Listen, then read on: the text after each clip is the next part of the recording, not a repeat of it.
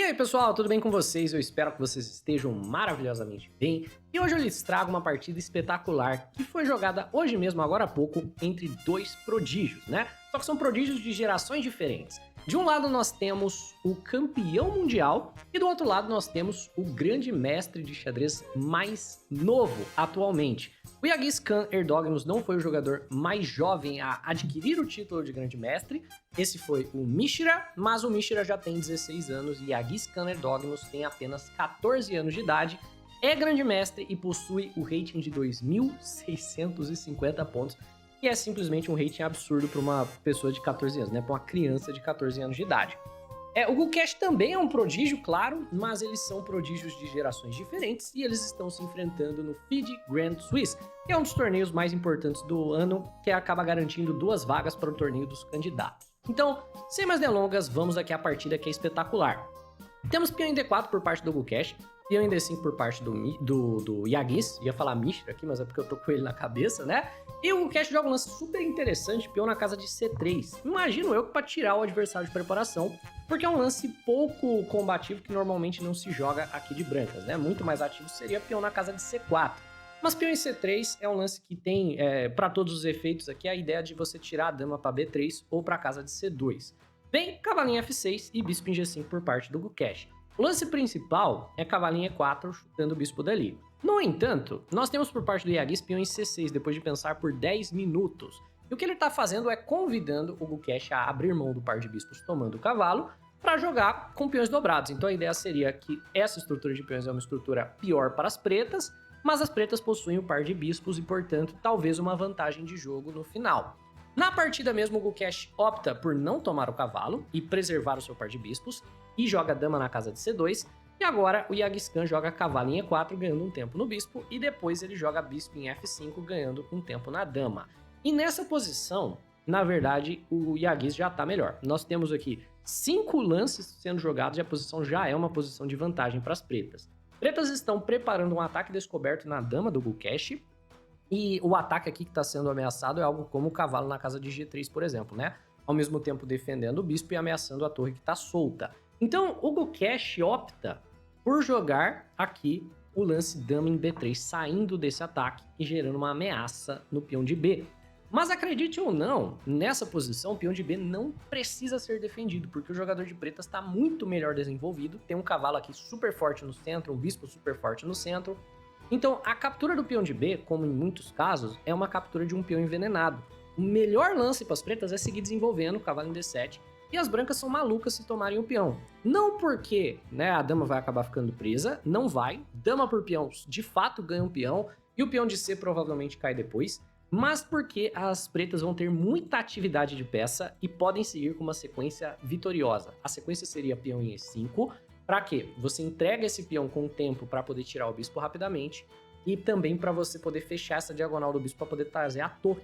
Então, por exemplo, se peão toma, a gente tem algumas ideias. Temos, por exemplo, torre B8 com tempo na dama para pegar o peão de B. Temos bispo em C5 com tempo no peão de F, né? Então, por exemplo, bispo C5, tempo no peão de F.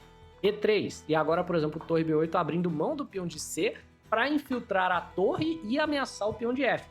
E não é uma posição ganha no sentido de que tem uma sequência aqui ou arremata a partida, mas a atividade de peça, ela com toda certeza se paga para as pretas. Mas, novamente, como esse peão aqui, ele não está envenenado de maneira concreta, não prende a dama nem nada, e você vai ter que provar o ataque com atividade, você teria que ter muita confiança para jogar aquela linha, e, portanto, o Yagis Khan, depois de pensar por 6 minutos, decide só defender o peão, joga dama em B6 e abre mão completamente da sua vantagem. Nessa posição, o Gukesh não tem interesse em trocar damas e ajudar o Yagis a colocar a torre para jogar, e portanto ele simplesmente joga F3 chutando o cavalo dali. Vemos cavalo em D6 e, querendo expandir centralmente, o Gukesh joga cavalo na casa de D2, preparando uma ideia de jogar E4. Nenhum dos dois jogadores está interessado na troca por enquanto, então temos cavalo em D7, um lance natural de desenvolvimento por parte do Yagis Khan. E nessa posição, o Gukesh Domarajo joga algo que eu jamais recomendaria para você, jogador iniciante ou intermediário. O Gukesh vai jogar com o rei no centro e ele vai tentar pegar a maior quantidade de espaço que ele conseguir, jogando lances como G4, H4, E4 e A4. Ele quer avançar os peões o máximo que der jogando basicamente igual o Alpha Zero, né? Os computadores gostam muito desse tipo de plano, para poder abrir possibilidade de manobra para as próprias peças e ao mesmo tempo tirar casas das peças dos adversários que talvez fiquem presas. Então ele começa com G4, né? Chutando o bispo do oponente e ganhando espaço. O bispo volta para G6 e H4 já com uma ameaça de prender o bispo, você vê? Só dos peões estarem avançados, naturalmente, isso já vai tirando casas das peças dos adversários e gerando ameaças assim da gente prender elas. Então, H6 por parte do Yagiscan e bispo em G2 para poder preparar o lance peão na casa de E4 na próxima. Vem peão em E6 por parte do Yagis e o Gukesh joga um H5 pegando mais espaço na ala do rei e depois ele joga peão na casa de E4 pegando mais espaço no centro do tabuleiro. E agora a posição tá absolutamente infernal de você jogar se você é o jogador de pretas. Yagiscan, ele tá numa situação onde as peças dele talvez comecem a ser chutadas para as casas iniciais. É muito difícil de desenvolver, as peças brigam por casas e, por consequência, ele pensa por cerca de 15 minutos e ele decide que precisa pegar espaço em algum dos lados do tabuleiro e joga, na verdade, o lance da máquina, ou um dos lances da máquina, peão na casa de A5, pegando espaço na ala da dama. Muito bem jogado por parte dele. Agora que dama toma dama não mais dobra os peões das pretas, né? O Gukesh decide executar essa troca, vem cavalo por B6 e ele mesmo joga peão em A4, pegando espaço na ala da dama também. Então, ó, rei no centro, avançando os peões dos dois lados do tabuleiro e no centro. É muito difícil de você jogar esse tipo de posição. Normalmente você escolhe um dos lados do tabuleiro para você jogar. É difícil você jogar nos dois lados ao mesmo tempo, mas é por isso que ele é um campeão mundial, né? O Gukesh tá jogando isso aqui igualzinho uma máquina. Vem cavalo em C4 por parte do Yagis, ocupando o posto avançado. E uma dica interessante, né? Se você estiver jogando uma posição igual essa, de pretas, que você tá com menos espaço, é interessante você buscar a troca de peças. Porque quanto mais peças forem sendo trocadas, mais livres ficam as peças restantes para se movimentar. Elas não brigam por casas, né? Então esse cavalo em C4 aqui é muito forte, tá tocando o peão de B, tocando o cavalo, e o Gukesh vai lá e toma, seguido depois pela recaptura de cavalo. Ele joga B3, pegando um pouco mais de espaço na ala da dama e solidificando os seus peões. Você já viu uma estrutura de peões dessa? Eu nunca vi na vida. Parece que o Gukesh está tentando recriar a partida imortal dos 22 lances de peão, né? Mas, cavalo em D6 aqui por parte de Yagiscan e peão na casa de E5, já que agora o peão de E4 está ameaçado, pegando mais espaço ainda, tirando a casa de F6. Vem cavalo em C8 e o Gukesh joga bispo na casa de F1, né? Manobrando aqui o seu bispo para passar para a casa de D3. Provavelmente ele quer rei na casa de D2, bispo em D3, para ele poder jogar a ruptura peão na casa de F5 aqui no futuro. Vem, então, rei em D7 por parte do Yagiscan, começa a tirar o seu rei do centro do tabuleiro. Bispo em E3, o Gukesh libera a movimentação do peão de F, e aqui ele vai para um dos planos mais tradicionais de posições fechadas, que é a ruptura de cadeia de peão. Você vê que esses peões aqui estão todos muito bem conectados? O que o Gukesh quer fazer? Ele quer jogar F5 para tentar separar os peões, ou pelo menos para tentar enfraquecer aqui o ponto E6, que é um ponto que ele pode atacar no futuro. E o Yagiscan só tá tentando tirar o rei dele aqui do centro, já antecipando que o Gukesh vai romper e abrir tudo por aqui.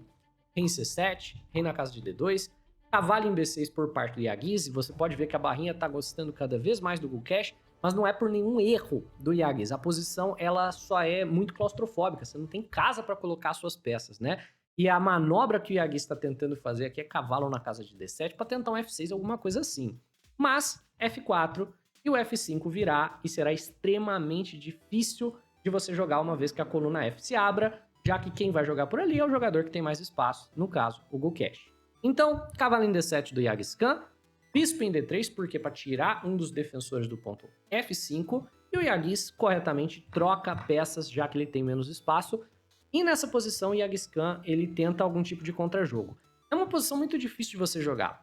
Muito, muito, muito difícil. Correto aqui, na verdade, é você tentar um F6, ou você só não fazer nada, e esperar as brancas jogarem e tentar um empate, alguma coisa assim. Mas o Yagiscan joga peão na casa de B5, que é uma tentativa muito honesta, vamos dizer assim, de abrir a ala da dama e de pegar um pouco de espaço por ali. Na prática, esse peão na casa de B5 enfraquece tremendamente o peão de A, e isso acaba sendo um problema no longo prazo, já que, eventualmente, né, o jogador de pretas terá problemas aqui no seu peão. Então, o Gukesh joga F5, rompendo por aqui, e aí o jogador de pretas ele tem duas más escolhas, Se ele tomar em F5, por exemplo, as brancas tomam com o peão de G, e esse próximo lance, peão na casa de G6 vai gerar um peão passado. Se você não faz nada, as brancas vão tomar, abrindo a coluna F, que é uma coluna muito mais fácil das brancas jogarem, enfraquecendo o peão de E. Então, você não tem o que fazer, né? Aqui tudo que você faz perde e o Yagis decide tomar em A4. E claro, o Gukesh toma de torre para poder pressionar o peão de A. Vem então o peão em C5 por parte do Yagis Khan, tentando fazer o mesmo tipo de ruptura que o Gukesh fez. E o Gukesh joga cavalo na casa de E2, ameaçando torre em A1. Então a ameaça aqui é muito clara, muito simples, ganhar o peão de A. E como exatamente você defende se você é o Yagis? Tem uma sequência aqui extremamente inteligente por parte das pretas que segura temporariamente e mostra o nível de jogo aqui desse garoto de 14 anos. Ele joga peão na casa de C4. Esse daqui é muito forte. É um sacrifício temporário de peão para gerar um posto avançado para o cavalo. Isso daqui é altíssimo nível, ao mesmo tempo abre o bispo e gera o posto C4 para o cavalo. Olha só, peão toma, cavalo B6.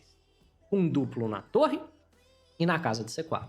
A torre sai, cavalo por C4 e ele consegue segurar o peão de A temporariamente, pelo menos. A posição das pretas ainda tem muitos problemas, obviamente, mas ela é uma posição que o Yagis está encontrando os recursos defensivos corretos e é uma posição muito difícil de jogar. Aqui agora ele já está com 5 minutos no relógio e o Gukesh já está com 15 minutos no relógio e a pressão de tempo vai começar a complicar, vai começar, na verdade, a trazer problemas aqui para os jogadores. Tem F por E6 por parte do Gukesh, certo? Rompendo e assegurando que a casa de E6 se torne uma fraqueza. F por E6 e cavalo em F4 indo atrás do peão. Então, novamente, você está numa situação muito difícil de jogar de pretas, porque você tem escolhas ruins para fazer.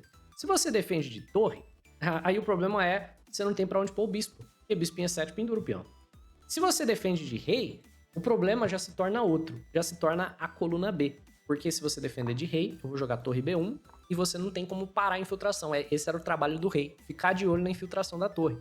Então, o Yagis Khan, ele, dos males, prefere o menor, joga a torre em E8, e agora, beleza, pelo menos o rei dele fica de olho na coluna B, né? E torre B1 já não é mais aquele lance espetacular, não faz nada, mas ele não tem mais como tirar o bispo, né? Não dá mais pra você tirar bispo em E7 e pendura o peão com cheque, isso vai ser problema.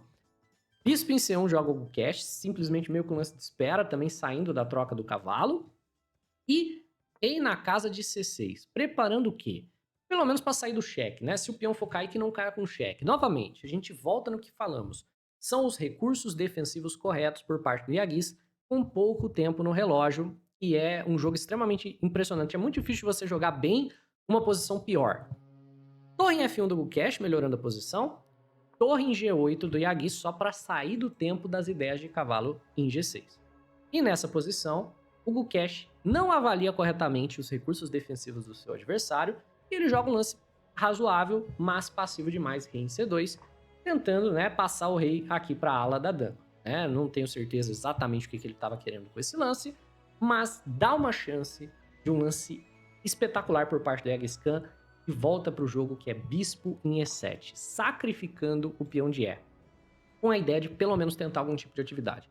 E nessa posição, cavalo por E6 é um lance super natural para você jogar, mas de repente, certo? O Yagis Khan tem o seu bispo participando do jogo, as torres conectadas que vão poder eventualmente contestar a coluna F, vão poder jogar por aqui, e a posição não é uma posição mais tão morta. Antes ele estava completamente morto, mas o material estava igual, agora ele está com um peão a menos, mas talvez segure um empate.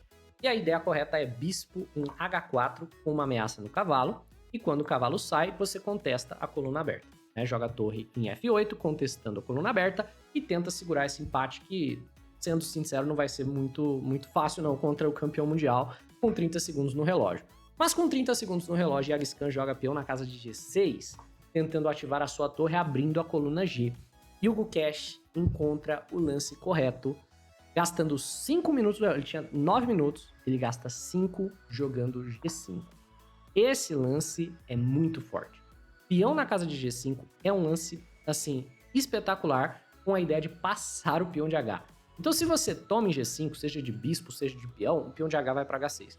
Tomar de bispo, eu vou jogar cavalo por G5, peão toma e H6. E agora esse peão vai se tornar um problemão para você. Se você toma de peão, H6 direto. E esse peão novamente se torna um problemão para as pretas. Na partida, Vem rei em D7 por parte do Yagiscan, pressionando o cavalo antes de tomar na casa de G5. E o cavalo sai com o tempo, o cavalo em F4, pressionando tanto o peão de D quanto o peão de G. E aqui o Yagis tenta uma tática, né? Ele crava o cavalo e a ameaça seria peão toma.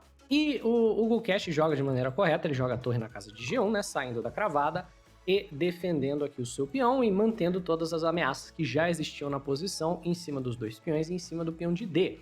O Yagiscan toma em G5 e o Gukesh joga cavalo por D5, saindo da ameaça do bispo, oferecendo aqui uma troca de bispos e também, né, com a ameaça de tomar na casa de G6, passando o peão.